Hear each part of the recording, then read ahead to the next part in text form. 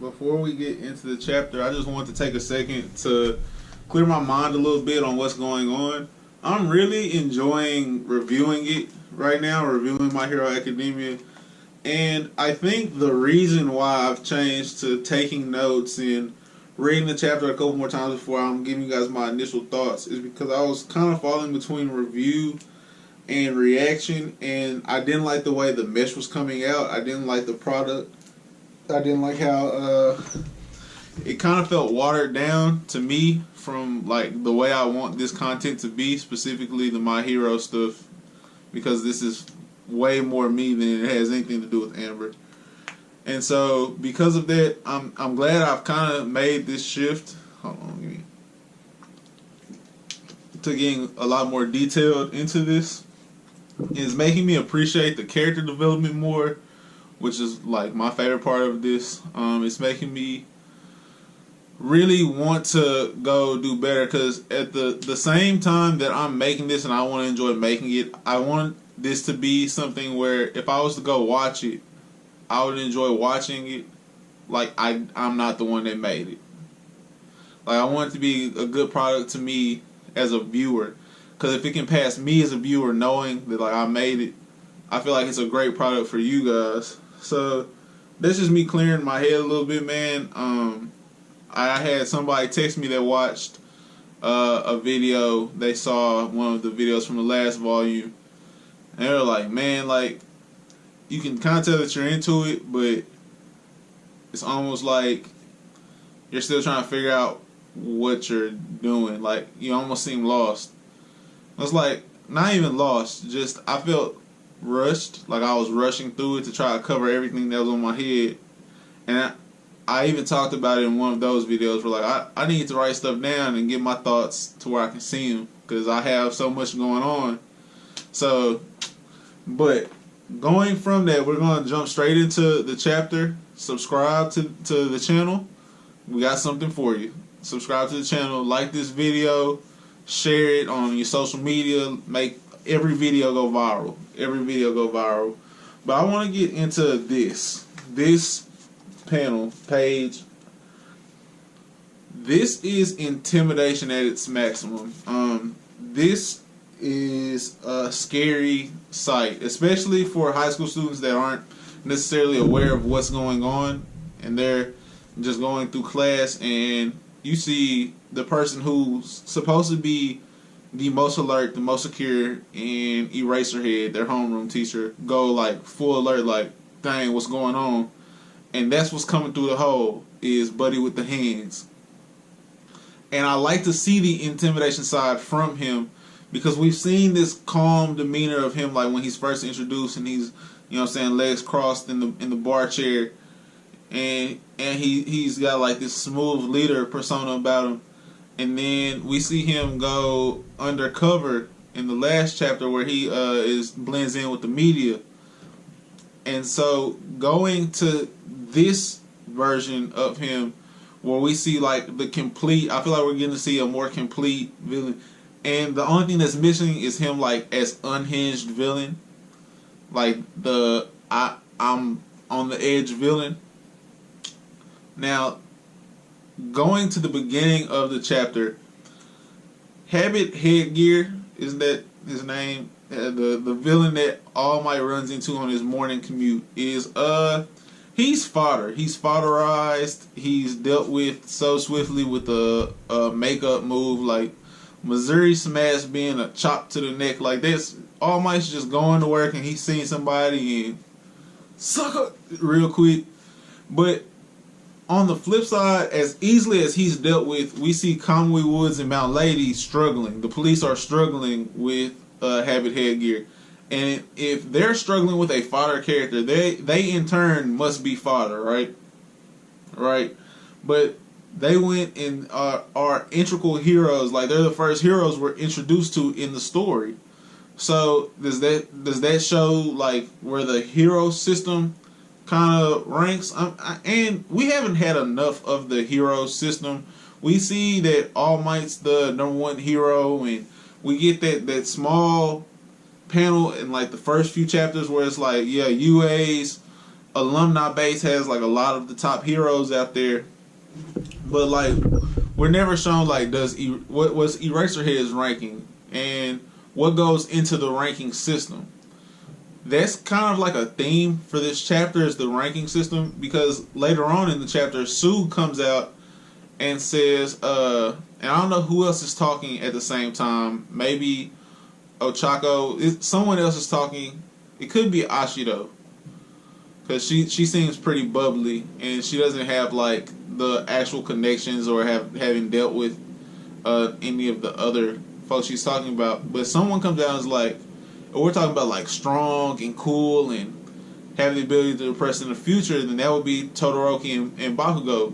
Todoroki being Shoto, because of how cool their quirks are and how well they use them and how much they've been dominating with, you know, how easily he passed the entrance exam. It's just it's very there's a lot of similarities there between them, which is gonna make me go back to something that I didn't get to talk about in the last chapter that I'm kind of hurt, but I'm just gonna include it in here. But Sue comes out and is like, well, what's gonna hold Bakugo back is his personality. Like, he's not he doesn't have a well-liked personality. And All Might being ranked number 1, like, obviously he's physically capable of being the symbol of peace. But he's also very well received because he's always trying to save everyone. He's doing it with a smile. So is that holding some people back? Like, how much does the popularity of that person affect their ranking in the hero system? Now, I want to touch on Todoroki and Bakugo, because in these last 2 chapters we've seen Bakugo go through this thing mentally where he has accepted his defeat and it's crushing him, because he now feels inferior to not only Deku, but the words that Momo said in the last chapter stung him because he realized they were true, and he watched how easily Todoroki dealt with being a hero, and not only is he watching that with his own eyes, but his role model in All Might is validating them with like, oh my gosh, Todoroki, you not only did you not harm your teammate, but you incapacitated the villains and secured the weapon, and you didn't go damage nothing. Like, and it's like all of that Bakugo takes as a direct shot towards his performance, where it's like, you went and blew up half the building, Todoroki didn't. You cared about your teammate and made sure your teammate was okay, Bakugo didn't. Like, he's complimenting everything that Todoroki did that Bakugo did not do, and it's stinging him. On the flip side of that, losing to Deku made him feel inferior to Deku, which brought Bakugo to tears. And the interaction he has with All Might, where All Might sees that he's kind of unhinged, but like he's got total control of what's going on at the same time. Very weird, where he's like an emotional teenager, but his mind's set at what he wants to do. And he's like, well, Bakugo, it's okay, like, you know, you're gonna be fine, and you need to work on this. And Bakugo's like, leave me alone. Leave me alone, I got it. Which I if no one else on YouTube understands like that, leave me alone, I'm gonna figure it out myself.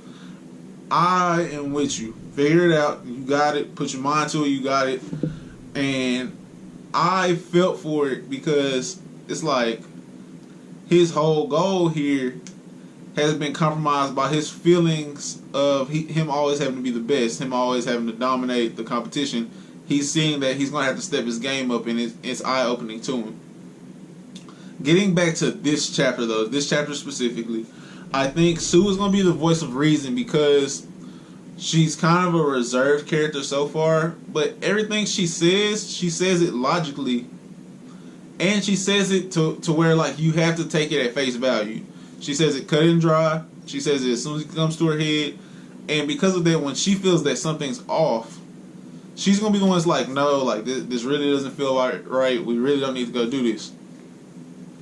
I think that Momo is not bitchy after this chapter. I think sheltered might be the better word, and she just kind of has like that private school girl vibe going, where like they're making like jokes about Bakugo and like his personality, and where everyone's like laughing and enjoying it, like they all came from public school, and it's like it's whatever, you know what I'm saying? Like if you get scored on, you better score back. She's kind of like, oh my gosh, why are y'all doing this? Like this is unsightly, or this is disrespectful, or whatever her terminology was.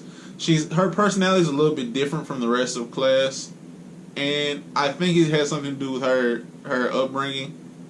That's just my guess. I mean, now I think that it was interesting to have Uraraka, have Ochako have a similar reaction to 13, the rescue hero that we're introduced to in this chapter.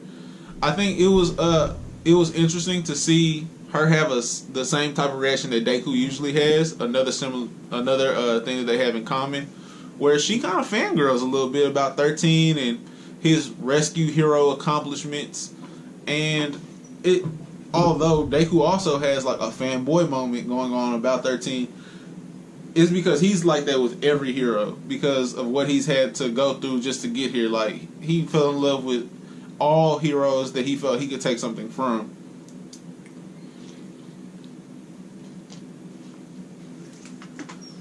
Sorry, my bad, guys. All right.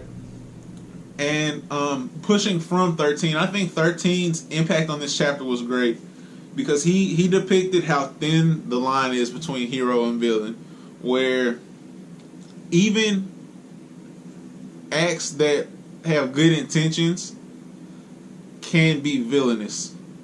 Like, it's not the intention that can make something bad, it's the result. It's the what happened is what causes something to be bad. And in the same way, he explains that like the use of powers, having powers doesn't make you a hero. It's the use is how you use them, because his power or her, I feel like it's a him, but that's kind of like assuming gender. I feel like it's a him, man, but we don't know. So I'm gonna just roll with him until notified otherwise.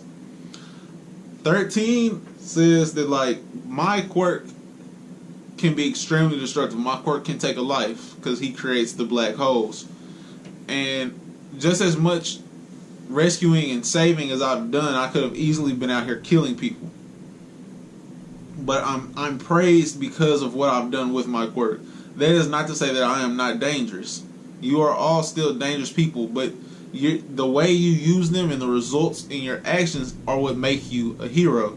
I think that is that's outstanding. That's an outstanding message by Horikoshi, that like the impact you have isn't because of what you may be able to do, is what you do with what you have. And I could word that so much better, but oh well. Does the bartender have the same quirk? Because how did they get there? And if it's not like a black hole where like it's a destructive black hole, does he have like a transporting black hole? I thought he was a shadow. I guess he still could be a shadow. I mean, we don't really know.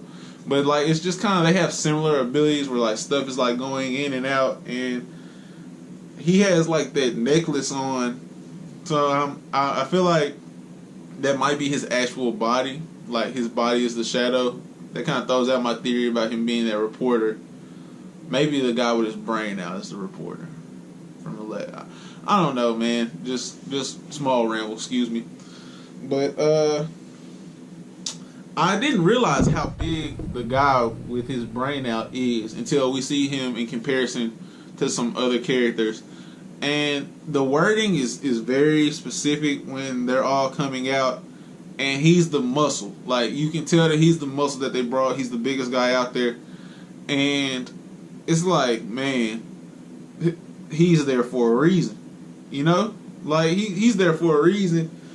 But the most exciting moment of this chapter, for me, period, and I'm going to go ahead and make sure that I can get to it, is when we see Eraserhead, like, peep game, and throw the goggles on. He's like, all right, all right. So all you villains want to run up, and y'all looking for All Might. He not here. So guess what? I'm here. Let's get it. And he's out here, and it's funny because a lot of the villains don't even know who he is. So it's like his hit rate when he's out there working must be crazy. Like, for there not even to be like a lot of whispers about you out there. Like, every time you go after a villain, you go get him. So how cold is Eraserhead? Because he's out there like, zing, zing, zing, cancel court, hands. He's got the cloth that he's using. Like, I am digging what's going on here. This chapter for me, I'm gonna go ahead and get the rating out of the way. This chapter was I'm gonna give this one an 8 out of 10. I like seeing the different designs of some of the villains. My hat probably so walked. I like seeing the design of some of the villains. I like seeing Eraserhead in action, especially with him having a defense mission. I think that it's interesting that they didn't just use 13 to use his black hole. I mean, that's kind of dark because we don't really know like what the villains are there for, and if they're really bad people, if they're being forced. So they could be jumping the gun, but as soon as their intentions were deemed evil, he really could just jumped out there and black hole and let's get this over with. Just my thought. But 8 out of 10 for me, guys. Once again, like, comment, share. Did I forget anything out of this? Let me check my notes real quick. I don't want to miss nothing like I missed in the last one.